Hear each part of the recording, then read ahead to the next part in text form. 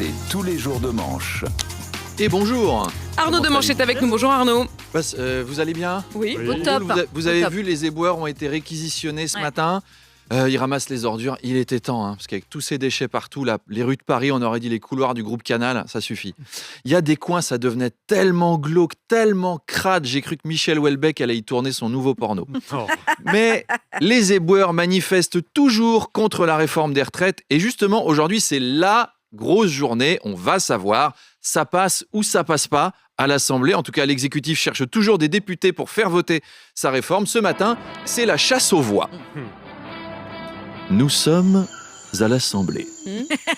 Elisabeth Borne s'est levée de bonne heure ce matin car c'est l'ouverture de la chasse aux voix.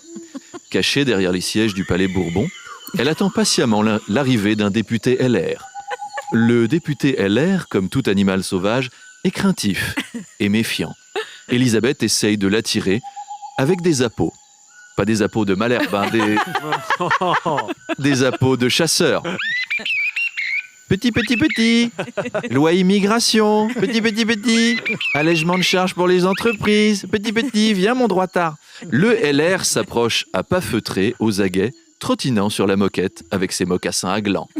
Mais, oh non, le LR prend la fuite à la dernière minute devant le danger de devenir impopulaire. Elisabeth est obligée de dégainer son 49,3 mm et de lui tirer une fléchette anesthésiante dans le yonf. En tout cas, la journée s'annonce passionnante. La menace du 49,3 plane toujours, auquel cas le doyen de l'Assemblée, Charles-Amédée de Courson, l'âme vénérable, que vous avez reçu mardi, le maître Yoda des députés, a prévu de déposer une motion de censure. Le 49.3, je sens, car le côté obscur en Elisabeth Borne réside.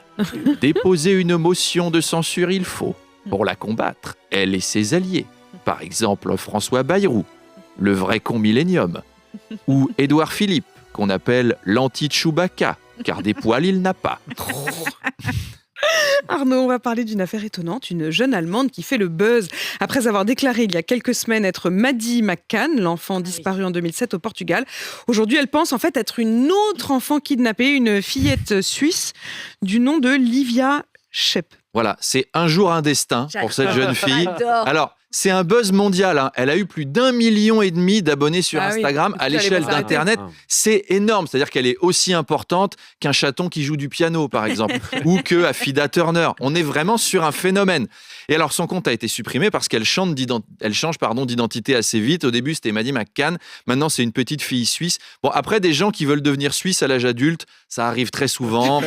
Tous les tennisman ou les hommes d'affaires font ça. Fiscalement, c'est intéressant. Mais vous allez voir que dans 15 jours, elle va nous dire qu'elle est le petit Grégory. Dans un mois, non, j'ai changé d'avis. En fait, je suis Xavier Dupont de Ligonnès. Dans 2 mois, pardon, je me suis trompé. Je suis le chat de la mère Michel qu'elle avait perdu. Non, j'ai changé d'avis. Je suis l'orange du marchand. On a tous eu envie de changer de famille un jour, mais enfin là, on est au niveau olympique. Je serais les parents, même je serais vexé. Vous imaginez votre gamin qui se rebelle. De toute façon, ici, j'ai le droit de rien faire. Vous êtes nazes. Vous êtes même pas mes vrais parents. Mes vrais parents, en fait, c'est Michel Fournier et Véronique Cougerose. Ça, c'est des parents, ça. Moi, ça me plairait pas, vous voyez.